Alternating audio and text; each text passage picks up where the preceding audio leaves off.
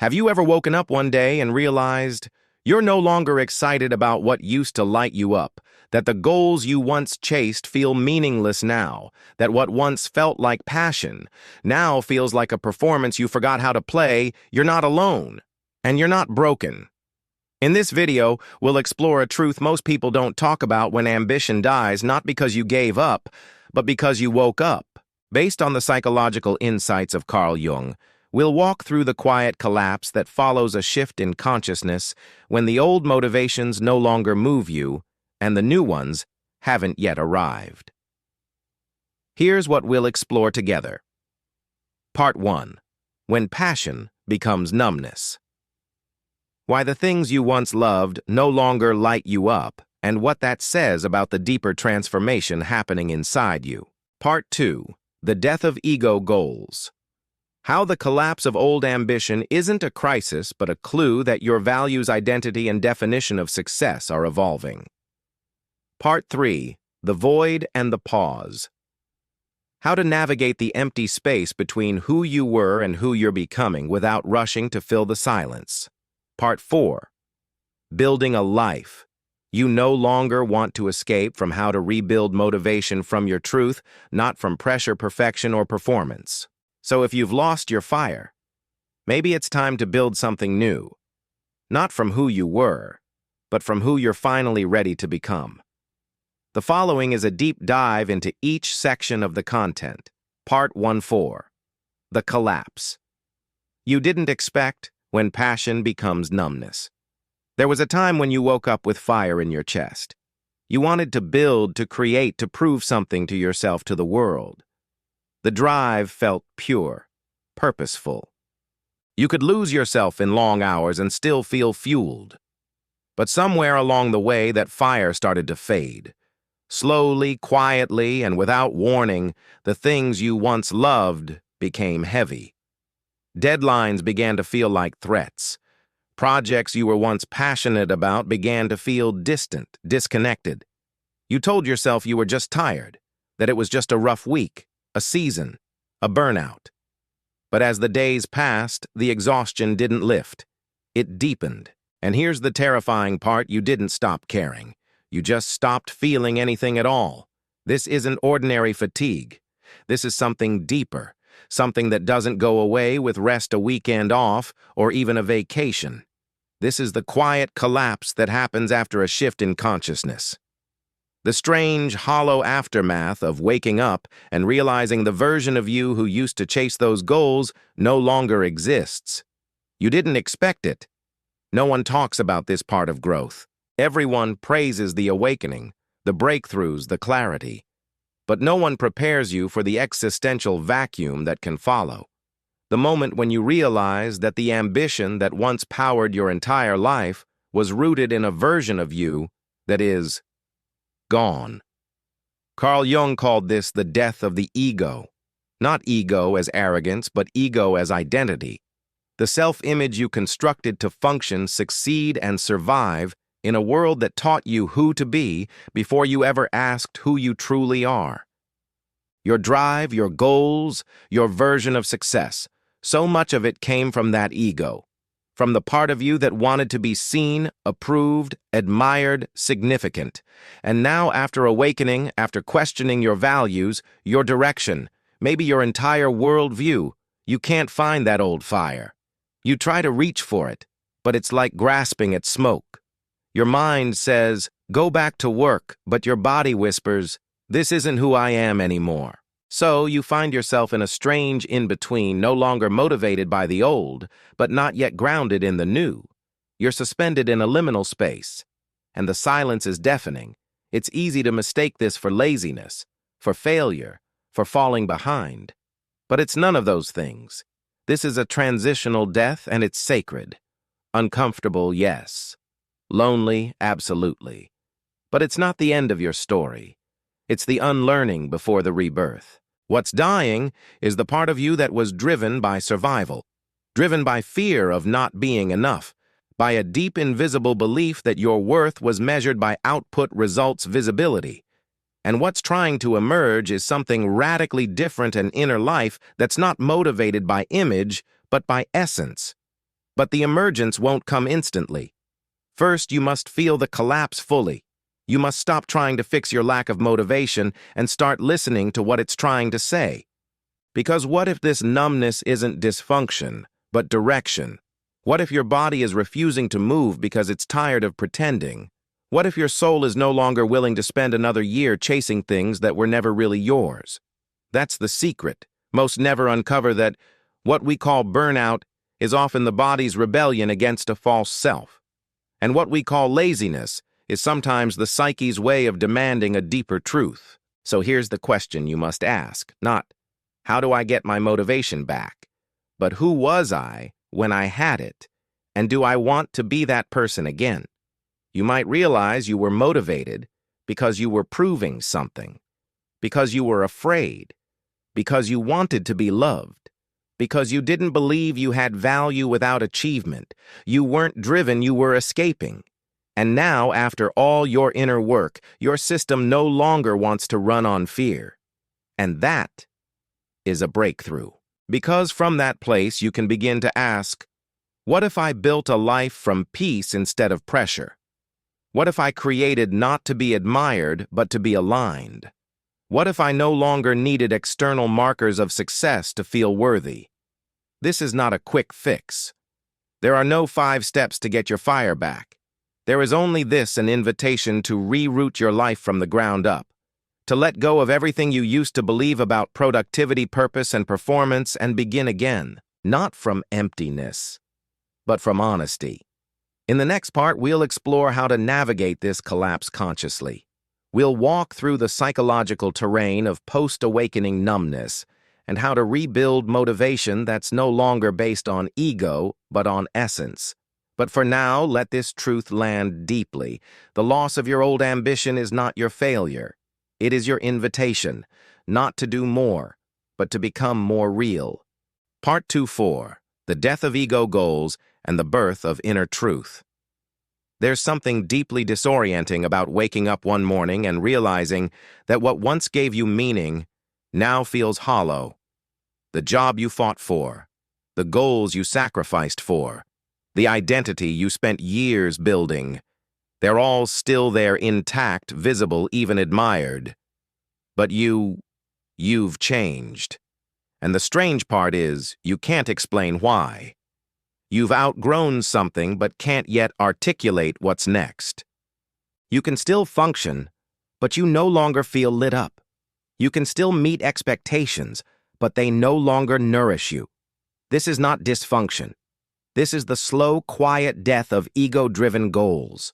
And to understand what's truly happening, we need to return to Carl Jung. Jung described the ego as the center of our conscious identity, the I we think we are. It's not inherently bad. In fact, you need a strong ego to survive, to set boundaries, to function in society. But the ego is also limited. It's shaped by early life experiences, social conditioning, fear of rejection, and the need to be accepted. Most of our early ambition comes from this ego, not because we're fake, but because we don't know who we are yet. So we build lives that are smart, strategic, and socially acceptable.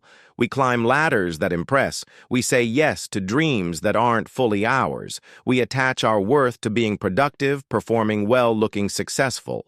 And then something breaks. Or wakes. Maybe it's a crisis, a heartbreak, a burnout, a spiritual awakening, a moment in meditation that opens a door you didn't know was there, and suddenly the ego is no longer in control. It's not gone, but it's no longer your compass. That's when the confusion begins, because the part of you that used to say let's go now goes silent. The part of you that once pushed through resistance now whispers, why bother? You try to spark motivation through the usual means, planning, hustling, forcing discipline, but nothing sticks. Why? Because those tools were built to serve a self that no longer exists. That version of you, the one who hustled for validation, chased achievement, to feel enough, used ambition as a shield, is dissolving. And the structures of your life that were built around that ego are now echo chambers. They feel empty, not because they are wrong, but because you've outgrown the reasons you once needed them. This doesn't mean you don't want to create anymore. It means the reason why you create is changing. This is where many people get stuck. They think something's broken, that they've become lazy, undisciplined, or lost their edge. But what they're really experiencing is a transition between externalized ambition and internalized authenticity. It's a change in fuel. You used to run on adrenaline, comparison, urgency. Now those fuels don't ignite you anymore. And unless you discover new fuel rooted in soul, truth, and meaning, you will stall out. Let's be clear, this isn't about quitting life. This is about no longer living a life that contradicts your truth. So how do you find your new fuel? You begin by asking deeper questions. Questions. The ego was too busy to consider. What do I actually value now? What do I want my work to feel like? Not just look like. What kind of contribution actually nourishes me? Who am I without proving, performing, or perfecting? At first, these questions won't yield quick answers. They'll create space, empty, unfamiliar, sometimes terrifying space. But that space is sacred. It's where the new self begins to speak. And unlike the ego, the deeper self doesn't shout. It whispers. It nudges. It invites. It doesn't say you have to do this to be someone. It says you already are someone. What do you want to express now? This shift changes everything. Your definition of success softens. You stop obsessing over metrics and start paying attention to meaning. You stop asking, how do I scale this fast, and start asking, is this aligned with who I want to become? You no longer sacrifice your nervous system for a deadline that impresses strangers. You no longer compromise your values for applause you'll forget in a week. You begin building slower but truer. And eventually, a new kind of motivation begins to emerge. One that's not driven by fear of falling behind, but by the joy of being exactly where you are, doing what your soul actually wants to do. This is what Jung called the process of individuation, the journey of becoming the self, not the ego. It's not a rejection of ambition, but a return to source, to a kind of power that is quieter, deeper, more sustainable. But make no mistake, this path is not easy, because everything in our culture is built to reward the ego, the hustle, the performance, the highlight reel. And when you step out of that game, even for a moment, you will feel alone, like something's wrong with you, like you're falling behind. But you're not behind. You're just breaking through. In the next part, we'll explore how to navigate this void space between the ego death and the emergence of the deeper self. We'll talk about practical ways to rebuild direction, not from pressure, but from presence. Because you're not done. You're just becoming someone new. Part 3-4. The Void. Between who you were and who you're becoming. When the ego collapses, it doesn't leave quietly. It doesn't gently hand over the keys and say, "Good luck becoming your true self." No, it panics. It protests. It tries to rebuild old routines, recreate familiar desires, and call you back into the version of yourself that once felt safe. And when that doesn't work, when the performance no longer fits, you're left with silence. This is the void. The void isn't empty. It's just free of distractions. It's where you sit when the old stories no longer work, but the new ones haven't arrived. It's where all the noise quiets, and you're left with only one voice, your own. But here's the thing most people don't realize. That voice doesn't always sound wise at first. It sounds lost, quiet, uneasy, because it hasn't had space to speak in years. In this space, the temptation is to fill the silence with anything. New projects, quick dopamine hits, over-planning, or worse, slipping back into ego-motivated behaviors just to feel something again. But this is where true transformation either begins or gets aborted. Carl Jung called this the night sea journey, the descent into the unconscious after the ego breaks apart. It's not a breakdown, it's an initiation. But it can feel like depression, like disconnection, like floating without gravity. You ask, what's the point? Not because you don't care, but because you're not willing to lie to yourself anymore. So how do you move through the void? First, stop trying to fix it. The void is not a problem, it's a pause. It's your psyche saying, please don't rebuild the cage you just escaped. Let it be quiet. Let it feel strange. Let the numbness speak. Ask it what it needs, not what it owes you. Second, focus on integration, not inspiration. This is not the time for big goals or bold declarations. This is the time for walking barefoot in your own soul, reading slower, creating without expectation, writing what you don't yet understand, being in your body without performing it. Let your actions shrink, but let your awareness expand. Third, reconnect with why on the smallest scale possible. Don't ask, what's my next big mission? Ask what would feel honest today. Not impressive. Not optimized, just honest. Maybe it's writing a paragraph that no one will read. Maybe it's organizing your space. Maybe it's having a conversation that breaks an old pattern. Let your motivation be reborn as integrity, not intensity. And fourth, listen to the quiet cravings of your deeper self. She doesn't want to go viral. She doesn't care about legacy. She wants peace, resonance, alignment. She wants to create not to be seen, but because not creating would be a betrayal of what's alive inside. You've probably heard people say, you just need to find your why. But that advice assumes your why is lost. It's not.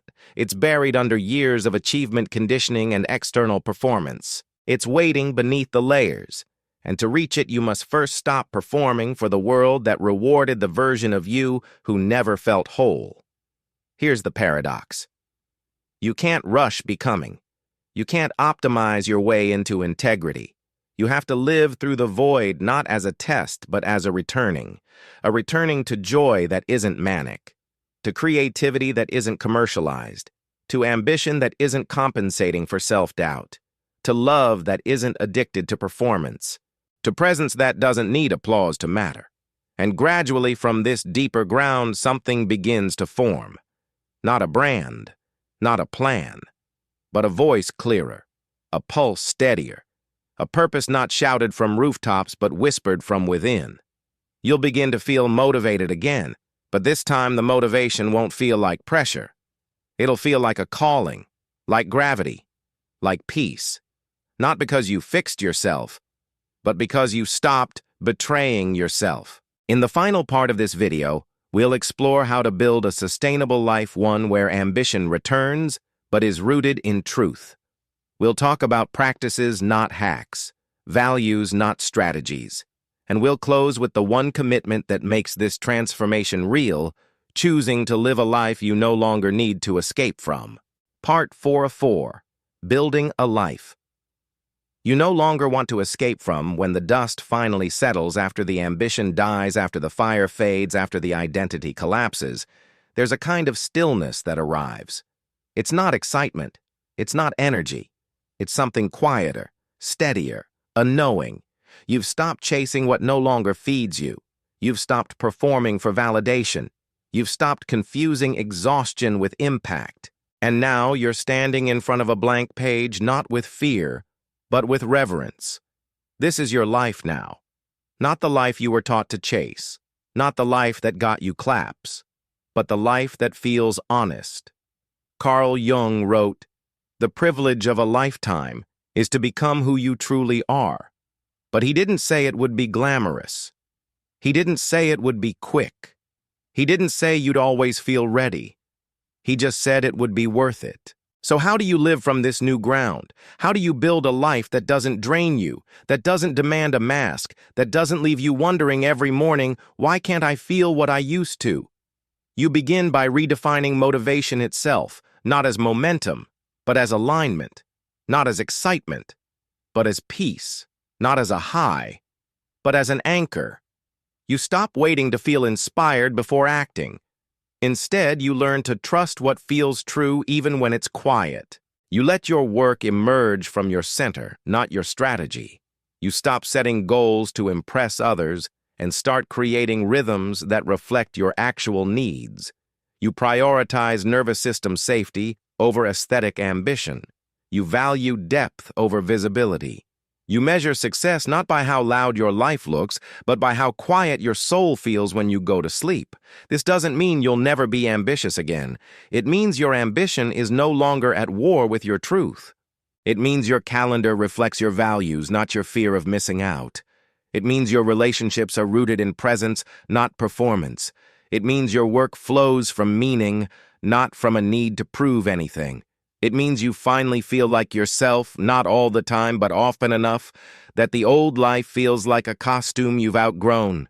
And here's the final truth. You didn't lose motivation. You lost your addiction to striving. You didn't lose your fire. You lost your need to burn out to feel alive. You didn't lose your ambition. You let go of the version of ambition that was built on emptiness. And now you get to build something real. Start small. A morning you don't rush. A yes that's not performative. A no that doesn't require an apology. A task that's done quietly, fully, without needing to post it. A conversation where you tell the truth. A rest that doesn't come with guilt. Let your new life be boring at first. Boring is fertile. Boring is where peace grows. And from that peace, a different kind of passion will return. Not the feverish kind, but the rooted kind. So if you're here listening to this wondering why you no longer feel excited about what once lit you up, know this: you are not broken. You are being remade. And your lack of motivation is not a flaw.